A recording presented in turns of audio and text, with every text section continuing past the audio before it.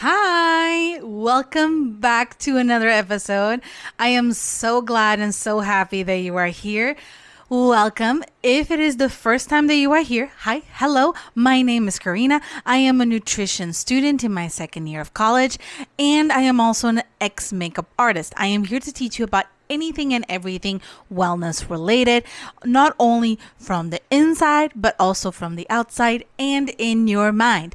So today we are indeed tackling our mind today because what do you do when motivation dies? Because it will. And I am here to spill all the beans on how it feels and what you should do. So if you want to learn more on how to transform your life in such a way that you may feel a little better even when your motivation is a little lower, then keep on watching. So first of all, the world taught us that you should feel motivated to do your things. It's like, ooh, that motivation to get up in the morning and do the things and fight for. No. Most people will feel that for around 2, maybe 3 days. Some people will actually even pull it a little longer and go for around a week. But the average person will have their motivation die pretty fast. This is because one, we create unrealistic ideas of what motivation actually is. Two, we don't comprehend how actual motivation works. And three, we don't create systems so that when we are not feeling our best, we still are able to show up, even if it's not in the perfect sense. And that is the main key here. Motivation starts because you start off perfect. You say to yourself that you're going to work out every day, or you're going to wake up early every day, or you're going to join the 5 a.m. club, or you're going to be more productive. And it starts off fine because you're fired up, your emotions are strong, you're going for it, right? And then you sleep in a little longer. And then working out starts to feel bad because you're sore. Or you want to eat healthy, but then you have that one dinner that you just ate with your friends and then everything goes down the toilet. No. This is the issue, is that people believe that you can be motivated 24/7. The social media world is showing you motivation stuff all the time. And then on top of it all, they're showing you just their highlight reel. They're not showing when they're feeling bloated, when they're feeling upset, when they're feeling angry, when they have a cough, when they have the flu, when they're feeling upset, when the exam season happens. They're not showing any of that. They're only showing the pretty parts. And that is the issue. You are looking at other people's curated highlight reel instead of actual day-to-day life. They don't show you that their kids kept them awake until 3 o'clock in the morning. And the only reason why they're awake at 5 is because they need to get up because they have a doctor appointment, or they have a consultation, or they have to go to work. And they don't show you that. They don't show the discipline that took to do so. And that is the key thing that I want to make you understand. I have done a video before when it comes to discipline versus motivation, but this is a key. Discipline is a thing that will keep you going because you decided to do so, but doesn't mean that motivation just completely dies and never comes back. The key here is creating a system of ifs and whats. What do I mean by this? Instead of you implementing a 1-hour exercise, you say, okay, what is my bare minimum requirement that I will be happy with?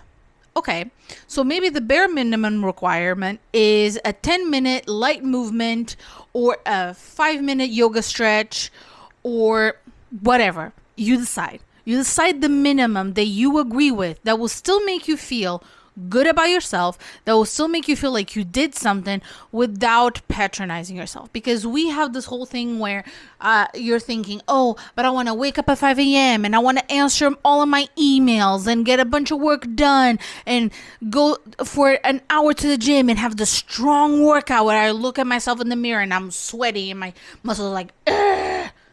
That's not real life. That is not real life. You're not going to feel like that every day. With all due respect, you're not.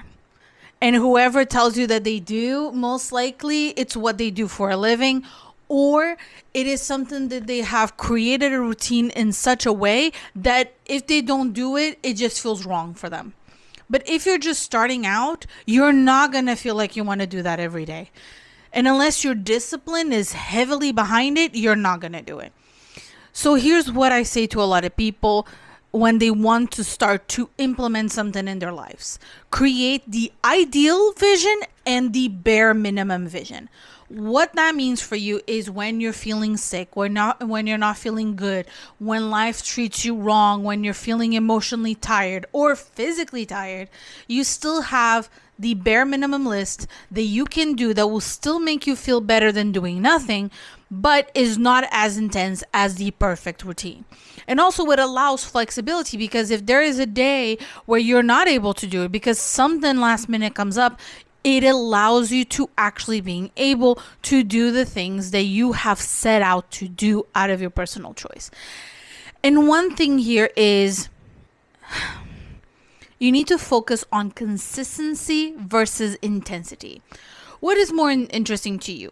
Doing a 2-hour exercise on Monday, 2 hours on Tuesday, then giving up for Wednesday, Thursday, Friday, Saturday, and then Sunday you remind yourself that you go ahead and do it?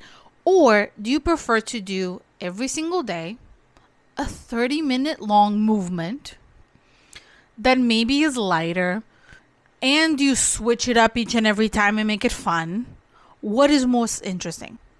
At least to me, in my opinion, it is most interesting for you to do less, more consistency than doing more with less consistency. It is better for you to try to eat more greens at least once a meal than trying to be perfect all day and then not doing it right the next day. Because we all will have parties, we all will have birthdays, we all will have issues at work, issues with family, last minute appointments, last minute issues, a travel. We all will have it. And you're not going to ask the person that is going to be on an airplane for 14 hours, oh, okay, so how am I going to work out? Before you board the plane at 4 o'clock in the morning? I don't think so.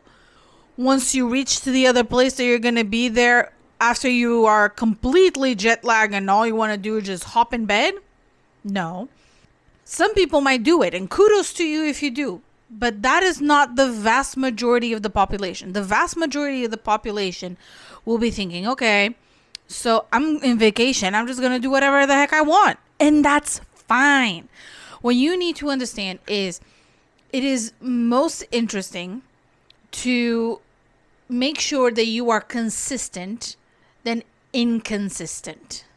Because inconsistency is not going to make you build a new habit that you want, create the systems that you want, create the things that you want, neither change your life in the long run. For example, if you want to exercise or eat healthy for your health, you're not going to be able to do it if you're inconsistent about it. How can you start? Okay, maybe you want to eat more vegetables, but your wish would be to eat at every meal. Okay, but maybe at every meal is not possible for you. Then pick one meal and make sure that every single day that particular meal has vegetables. Maybe you want to drink more.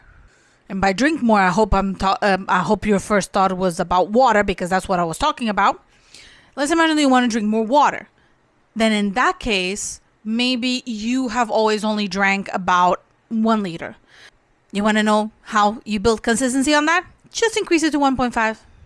Just another 500 mils. It is literally just 2 more glasses. You could implement them by drinking them one glass as soon as you wake up, 1 glass before you go to bed. Boom, done. You already increased your water intake. Okay, maybe you want to stop smoking. Okay, idealistically, the act of stopping to smoke, you talk to a doctor, because, depending of how long you've been smoking and how much you've been smoking, you're going to need medical support. Once you get that medical support, do what they say. Some doctors will say for you to just stop, and they'll give you medication to help you support it. Some doctors will tell you, okay, now you're going to reduce to like half of you consume, and you're going to use these patches or these pills or these things. They're going to teach you how to reduce it in a safe way, so that maybe in 6 months to a year from now, you don't smoke anymore.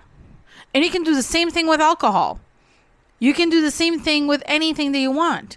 The key here is being consistent over being inconsistent. Okay? And understanding that motivation will die. You're going to wake up one day and you're going to be groggy and you're going to be like, I don't wanna. I want to sleep another hour. That's fine. That's perfectly fine. Go ahead, sleep the hour. Because maybe you might need it. You might actually need the extra hour. Maybe you have been waking up at 5 a.m., but you are sleeping 3 hours. That's not good for your body either. So idealistically, you need to create a routine that is sustainable. You need to implement things that make sense for you and not just add them because someone else told you to do it. I am the first person to say do not wake up at 5 a.m. if it doesn't make sense. Unless you are someone that like 5 a.m. would be really, really good for you and you find that it would make a lot of sense for you, then go ahead. But if it doesn't, then there's no point in implementing something that you won't see any benefits from. Anything that we do in life should give you benefits, either for your mental or emotional or physical or even spiritual health, which is exactly all that I talk about. So now that I've ranted and give my TED talk, I will stop the video for now. I hope you have an amazing week, and I hope that you have the most wonderful and awesome routine that works for you. So I will see you next week. Stay safe. Bye bye.